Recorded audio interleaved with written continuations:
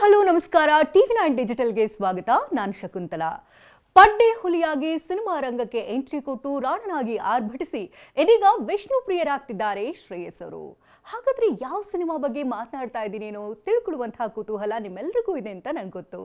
ಇದೇ ತಿಂಗಳು 21ನೇ ತಾರೀಕಿನಂದು ವಿಷ್ಣು ಪ್ರಿಯ ಸಿನಿಮಾ ರಿಲೀಸ್ ಆಗ್ತಾ ಇದೆ. ಈಗಾಗಲೇ ಟ್ರೇಲರ್ ಟೀಸರ್ ನೋಡಿದವರು ಕಣ್ಣಲ್ಲಿ ನೀರು ಬರೆಸ್ತಾ ಇದ್ದಾರೆ, ಯಾಕಂದರೆ ಅಷ್ಟು ಎಮೋಷ್ನಲ್ ಆಗಿದೆ ಸಿನಿಮಾ ಅಂತ ಹೇಳ್ತಿದ್ದಾರೆ. ಹಾಗಾದರೆ ಬನ್ನಿ, ಈ ಸಿನಿಮಾದ ಸ್ಪೆಷಾಲಿಟಿ ಏನು, ಈ ಬಗ್ಗೆ ಮಾಹಿತಿಯನ್ನು ಹಂಚಿಕೊಳ್ಳೋದಕ್ಕೆ ನಮ್ಮ ಜೊತೆಗೆ ಮೂವರು ಸ್ಪೆಷಲ್ ಅತಿಥಿಗಳು ಕೂಡ ಇದ್ದಾರೆ. ಈ ಸಿನಿಮಾದ ನಿರ್ದೇಶಕ ವಿ.ಕೆ. ಪ್ರಕಾಶ್ ಅವರನ್ನು ಮುಟ್ಟಿಗಿದ್ದಾರೆ. ಅವ್ರನ್ನ ಕಾರ್ಯಕ್ರಮಕ್ಕೆ ವೆಲ್ಕಮ್ ಮಾಡ್ಕೊಳ್ಳೋಣ. So welcome to the show. ಈ ಸಿನಿಮಾದ ನಿರ್ಮಾಪಕ ಕೆ. ಮಂಜೂರ್ ಅವರು ನಮ್ಮೊಟ್ಟಿಗಿದ್ದಾರೆ. So welcome to the show. ನಮಸ್ಕಾರ. ಹಾಗಾದರೆ ಈ ಸಿನಿಮಾದ ನಾಯಕ ನಟ ಶ್ರೇಯಸ್ ಕೆ. ಮಂಜೂರ್ ಅವರು ಕೂಡ ನಮ್ಮೊಟ್ಟಿಗೆ ಜಾಯ್ನ್ ಆಗಿದ್ದಾರೆ. ಶ್ರೇಯಸ್ ಅವರೇ, ಕಾರ್ಯಕ್ರಮಕ್ಕೆ ಸ್ವಾಗತ. ನಮಸ್ಕಾರ. ಎಲ್ರಿಗೂ ನಮಸ್ಕಾರ. ಇಡೀ ಕರ್ನಾಟಕಕ್ಕೆ ಗೊತ್ತಿರೋ ಹಾಗೆ ಕೆ. ಮಂಜೂರ್ ಅವರು ವಿಷ್ಣು ಪ್ರಿಯ ಅಂತ ಗೊತ್ತು, ಆದರೆ ಸಿನಿಮಾನೇ ವಿಷ್ಣು ಪ್ರಿಯ ಅಂತ ಬಂದಿದೆ. ಈಗ ಏನಿದ್ರ ಸ್ಪೆಷಾಲಿಟಿ ಅಂತ? ವಿಷ್ಣು ಪ್ರಿಯ, ನಾನು ಪರಮ ಆಪ್ತ ಅಭಿಮಾನಿ ವಿಷ್ಣು ಸಾರಿಗೆ.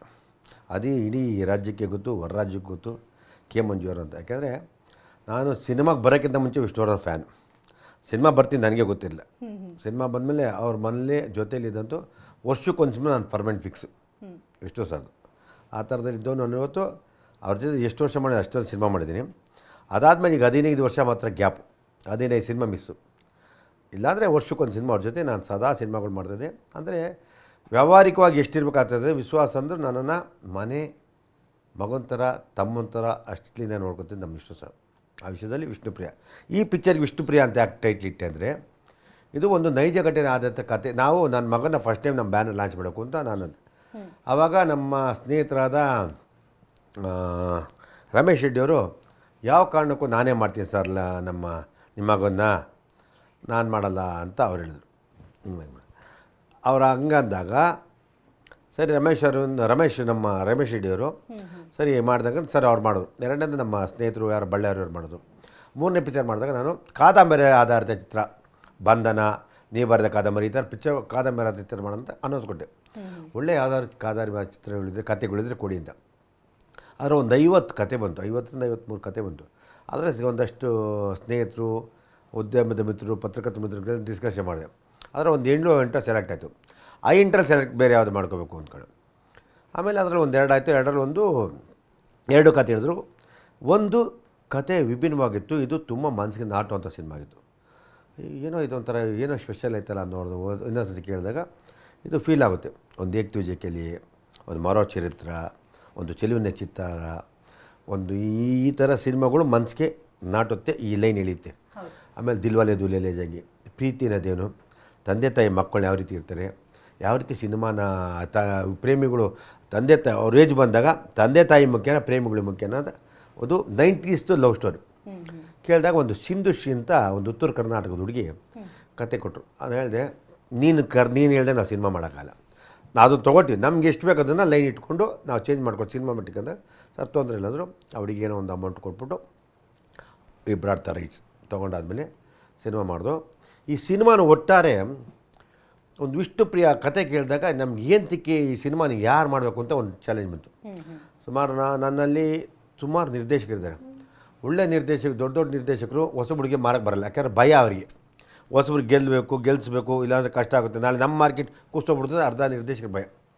ಇನ್ನು ಬೇರೆಯವರಿದ್ದಾರೆ, ಅವ್ರು ಎಲ್ಲರೂ ಬರ್ತೀನಿ ಅಂತಾರೆ, ಅವ್ರಿಗೆ ನಾನು ಕೊಡೋಕ್ಕೆ ನಾನು ಭಯ.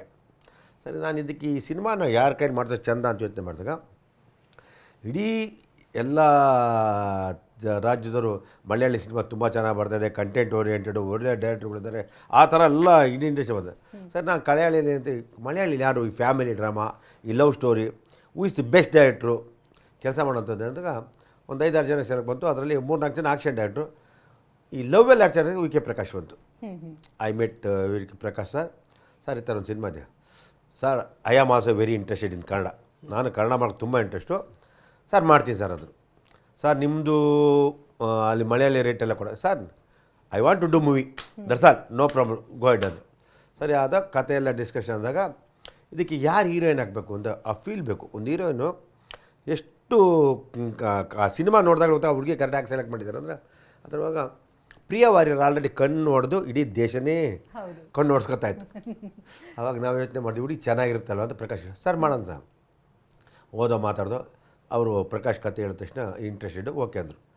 ಅದಾದಮೇಲೆ ಮ್ಯೂಸಿಕ್ಕು ಇಲ್ಲಿ ಯಾರು ಬೇಕು ಅಂತ ಕರೆಯುವಾಗ ಗೋಪಿ ಸುಂದರಂ ಅಂತ is one of the best music. Geetha Govinda ಒಂದು ಪಿಕ್ಚರ್ ರಿಲೀಸ್ ಆಯ್ತು ಹೋಗ್ತೀನಿ, ಇಂಕೆ ಮಿಂಕೆ ಮಿಂಕೆ ಕವಾಲಿ ಅಂತ. ಹೌದು ಅದು ತುಂಬ ಮೆಲೋಡಿ, ಆಮೇಲೆ ಲವ್ಗೆ ಎಕ್ಸ್ಟ್ರಾಡರಿ ಮ್ಯೂಸಿಕ್ ಡೈರೆಕ್ಟ್ರು. ಅವ್ರು ಕೇಳೋದ ಅಂತ ನಾನು ಹೇಳಿದೆ, ನೋ ಪ್ರಾಬ್ಲಮ್ ಪಂಡ ಇವ್ರು ಹೇಳೋದಿಷ್ಟೇ. ಸರಿ ಹೋದೋ ಡೈರೆಕ್ಟಾಗಿ ಅವ್ರು ಬಿಸಿ ಇದ್ದರು, ಮೀಟ್ ಮಾಡಿದೆ, ಒಪ್ಕೊಂಡ್ರು. ಒಟ್ಟಾರೆ ನನಗೆ ಟೆಕ್ನಿಷಿಯನ್ನು, ಆರ್ಟಿಸ್ಟು, ನಮ್ಮ ಕರ್ನಾಟಕದ ನಿರ್ದೇಶಕರು, ಹೀರೋನು, ಮ್ಯೂಸಿಕ್ಕು ಕೇರಳ ಮಾಡ್ಕೊಂಡೆ. ಅವ್ರು ಹೇಳಿದ್ರು, ಸರ್ ಇದೆಲ್ಲ ಚೆನ್ನಾಗಿದೆ, ಕೇರಳದಲ್ಲೇ ಮಾಡಿಬಿಡಿ ನಿಮ್ಮಂಗಲ್ಲ ಹಂಚೋದ್ರು. ಇಲ್ಲ ಸರ್ ನನ್ನ ಬ್ಯಾನರ್ ಮಾಡೋ ಕರ್ನಾಟಕದಲ್ಲಿ, ಕರ್ನಾಟಕ ಜನತೆ ನಮ್ಗೆ ಆಶೀರ್ವಾದ ಮಾಡೋರೆ, ನಾನು ಹಂಗೆಲ್ಲ ಮಾಡೋದು ಅಂದ್ಬಿಟ್ಟು ಕರ್ನಾಟಕ ಕರ್ಕೊಂಬಂದು ಮಾಡಿದಾಗ. ಆಮೇಲೆ ಈ ಸಿನಿಮಾ ಮಾಡೋದು ಎಲ್ಲ ಡೈರೆಕ್ಟ್ರು, ನಮ್ಮಲ್ಲಿ ಕೆಲವರು ಡೈರೆಕ್ಟ್ರು ಒಳ್ಳೆ ಡೈರೆಕ್ಟ್ರ್ ಇದ್ದಾರೆ, ಅವರಿಗೆ ನೂರ ಟೆನ್ಷನ್ ಇದೆ ಸಿನಿಮಾ ಮಾಡಲ್ಲ. ನಾವು ಎಷ್ಟು ಜನಕ್ಕೆ ಇವತ್ತು ಸಿನಿಮಾ ಎಷ್ಟು ಮುಖ್ಯ ಅನ್ನೋದಕ್ಕೆ ನಾನು ಹೇಳ್ತೀನಿ. ಇನ್ನು ಕೆಲವು ಡೈರೆಕ್ಟ್ರ್ ಇದ್ದಾರೆ ಓನ್ಲಿ ಸ್ಟಾರು ಮಾಡ್ತಾರೆ, ಹೊಸೂರು ಮಾಡೋಕ್ಕೆ ಬರಲ್ಲ. ಯಾಕೆಂದರೆ ಅವ್ರಿಗೆ ಸ್ಟಾರ್ ಮಾಡಿದ್ರೆ ಸ್ಟಾರ್ದೇ ಆದ ಒಂದು ವ್ಯಾಲ್ಯೂ ಇರ್ತದೆ.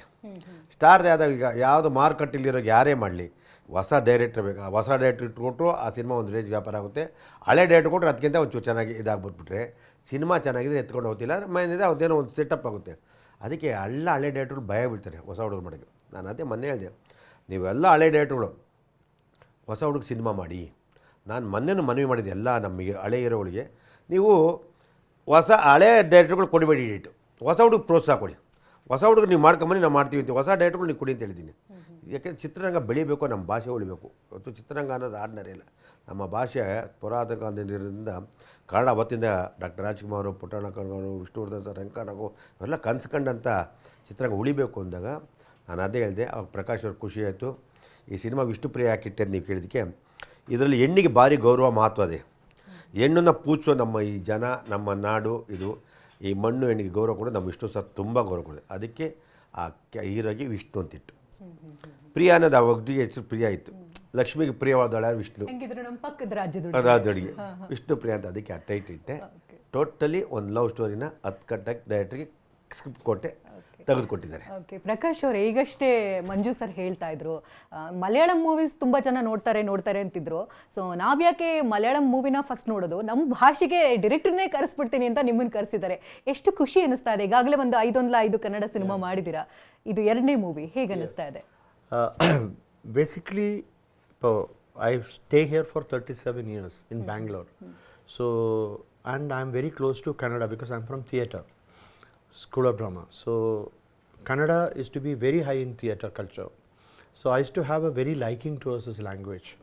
And for me, even if we are from Kerala, everybody say that cinema, new wave cinema happened in Malayalam or in Bengali. But actually it is started in Kannada, because those kind of films, like for example Karanji, Puttanangalji, see lot of people's good filmmakers, Kasaravalli sir, films we watched and we got interested in cinema and we went into cinema, film institute or theatre. So that language is also, I felt language is not at all a barrier for an art.